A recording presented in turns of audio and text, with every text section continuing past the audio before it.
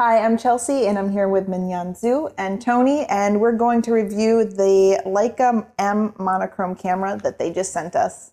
Yeah, I've already spent quite a bit of time with this. I got to run down the prices first. This is a an $8,000 body with Yeah. a $2,000 lens. Yeah, the lens that they sent us is the f2.5 90 millimeter, right? Yeah, exactly. And so that's pretty expensive. You can get yourself a 1DX and a nice 70 to 200 f2.8. And also a chiropractor. Yeah. This is not a lightweight lens, though. I do see that it's smaller, certainly than that lens, but it's not small or light. It's sturdy as heck. You immediately feel that it's a tank. But it's got some drawbacks at the same time. There's no autofocus. Mm-hmm. There's no video. No IS. No image stabilization. There's one other big one with this particular, the Monochrom M. There's no color.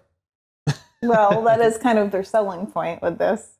It does have an 18 megapixel sensor, though. So you love Leicas. And I know, do, yes. Well, how do you feel about this particular camera? Well, I think it's really interesting in that they chose to go kind of off the deep end with that camera because it's number one, it's super outdated, and number two, there's a very specific kind of a market that they're reaching out to. You know, the people who really appreciate like the richly toned like black and white photos, but don't necessarily want to go through the darkroom process.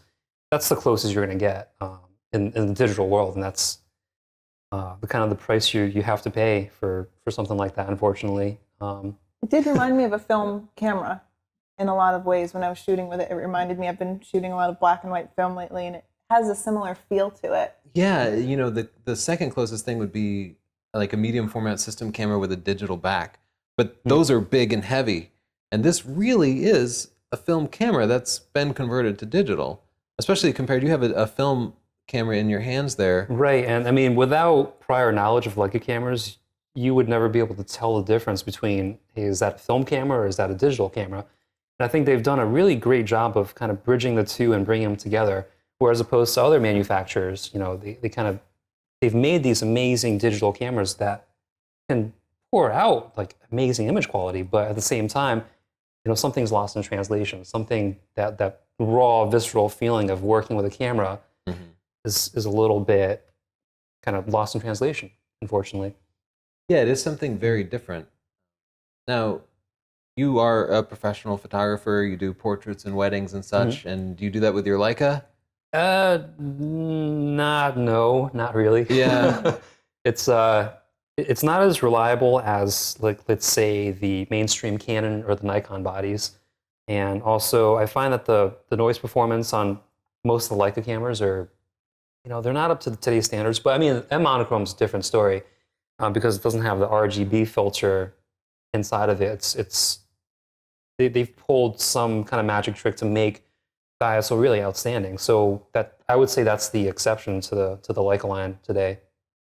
Yeah, and I did find that it had a pretty low noise, even at high ISOs. I will say it didn't even quite compare to the Canon. Right. Even when I took a color Canon and desaturated it, it wasn't the same, but it was still excellent. Yeah, and I wouldn't feel bad about good.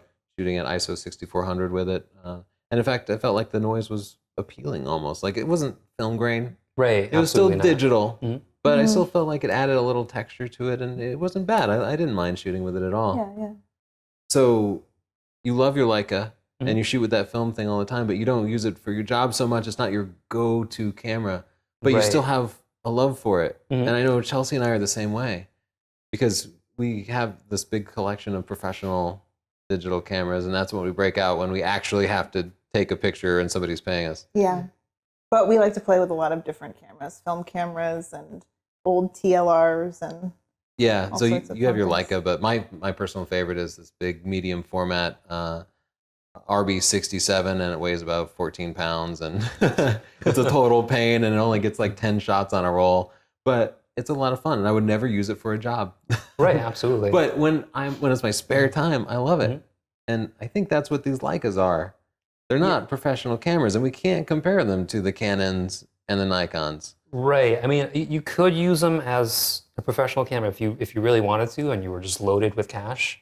Um, because quite honestly, there's a rangefinder mechanism in here, and after banging them around and just putting them through the rigors of professional use, you have to send them in to get calibrated all the time. Oh, So I really? wouldn't necessarily recommend that for professional use. But I mean, if you had tons of money and you had 2 or 3 Leica bodies and that's what really made you happy, I'd say why not? Go for it. Yeah, to get a little technical, the SLRs have a mirror in them. So when you hold it up and you look through it, you are looking through the lens itself. And these basically have a second lens, which is this viewfinder here. So you're looking through there, and then as you look through it, there are some lines that kind of mark where your picture is going to be.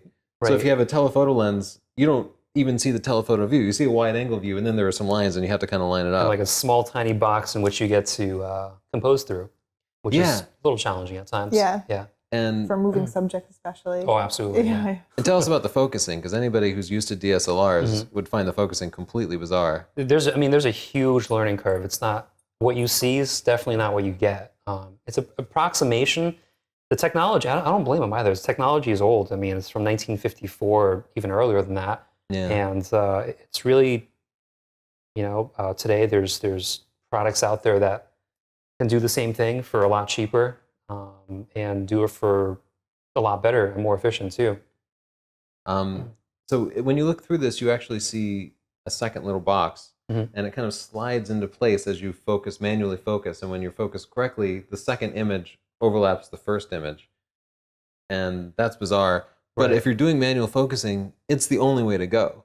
Unless you have like a big medium format thing Right. and you're using ground glass or something. But for a 35 millimeter, this sort of split prism focusing lets you manually focus. I always tell people, don't manually focus with your DSLRs. Right. They want to be retro, but then they just end up missing focus because it's not precise. Unless you have this mechanism here, you can actually see this is a second little window that gives you, that is inserted into the viewfinder here. And so because they're coming from two different angles, when it's focused, they'll line up correctly. That's basically how it works. I call it chasing ghosts because that's what you're doing. There's a ghost image, Yeah. and then there's a real image, and once the two of them are combined, boom, you got focus right there. And if you have enough practice, it's really easy to just approximate it and time it perfectly so that boom, instantly it's in focus.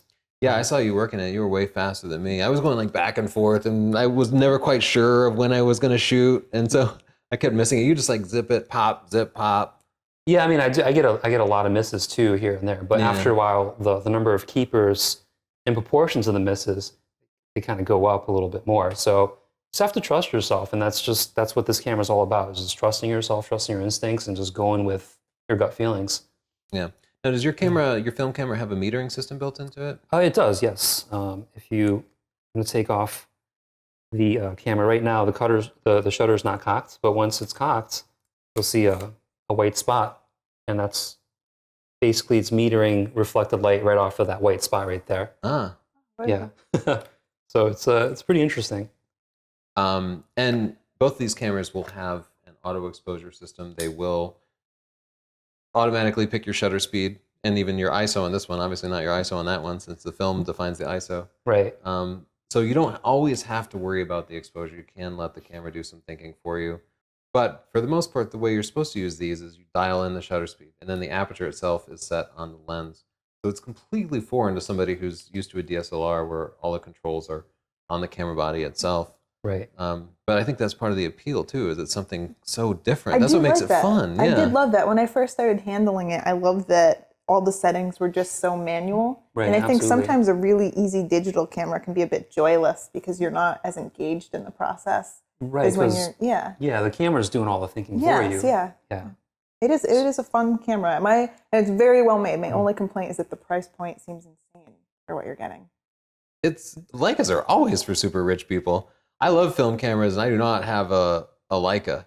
I have lots of Leica knockoffs. I even have a Soviet Leica knockoff because I wanted a Leica, but I'm not ready to sink it. Even for an old used camera, they're expensive. Right. And absolutely. And by no means am I rich. I just shoot this Leica and drive a really crappy car. So Yeah, That's to kinda make how I up for got it into it. somewhere. Yeah. I also noticed you live in a box, which I found disturbing at first. Yeah, and I wondered to myself, is it worth it most of the time? And but it is. Your camera bag is a little nicer than your home box. Right. But you got to protect that Leica, so. Yeah. So I think kind of what we're deciding is Leicas are about like passion. It's about enjoying the process of photography. It's about the feel of it. And I think to a large extent, it's about the history of Leica, the company. Right. And the name and kind of continuing on this tradition that they have. It's not really about getting the shot or getting the job done. It's not the Well, it's getting most a certain efficient kind of way. shot. You're right. It's a style. Yeah. And I think where they really shine is their lenses. It's not their cameras. I mean, they're brilliantly designed and they're small and portable, but I think the real magic is in the glass. You know, they really take their time to precisely and optically make the lenses just as amazing as they possibly can be. So I think that's where the R&D mostly goes into. And if you put them under a microscope, actually not even, if you just look at the photos from the past generations, you could definitely tell when that Leica magic is put into place or being used, as opposed to kind of other lenses on the market. There's a very distinctive look to it. It's almost like imperfections. It's weird. I shouldn't say that it's Leica lenses are perfect. There's a certain imperfection, there's a certain glow to them that you can identify instantly in a photograph. And I think that's where the appeal is. So they've really done a great job in balancing the art of making a beautiful lens with imperfections. Yeah. And that's how they really stand out. And I'll also point out that they are outrageously small. Yeah, I like that about them. Sam, would you hand me one of those portrait lenses? Sam's making a brief appearance. This is the Tamron 70-200 f2.8, and this is the Leica 90 f2.5. So this lens a little bit lets in more light than this one, and you can see they're completely different. But when this is at 90 millimeters, they take about the same shots. I did side-by-side tests, and then this was maybe a hair sharper. But look at the size difference and the weight difference. So these Leica lenses really are pretty amazing, especially when you factor in the weight and size. And you know, you can get an 85 millimeter f1.8 that's pretty similar. I'm gonna drop that. Ooh. You're making me nervous. You're making me real nervous. Why don't you give that to Sam? All right. All right, so let's take a look at some pictures that Minyan got with this Leica M Monochrom and lens. You used your lens, though, didn't you? I did. I use this lens, too, extensively. This is a 50 Summilux spherical, so it's a 51.4 equivalent. And you did make the point that the wide-angle lenses look better, and I agreed with you. I liked your wide-angle lens better than the 90 millimeter. Yeah, it's because Leica, I think they design all their camera bodies to fit the 35 millimeter frame. Yeah. Because when you look through the viewfinder here, 35 is what naturally just lines up to be the perfect field of view through these cameras.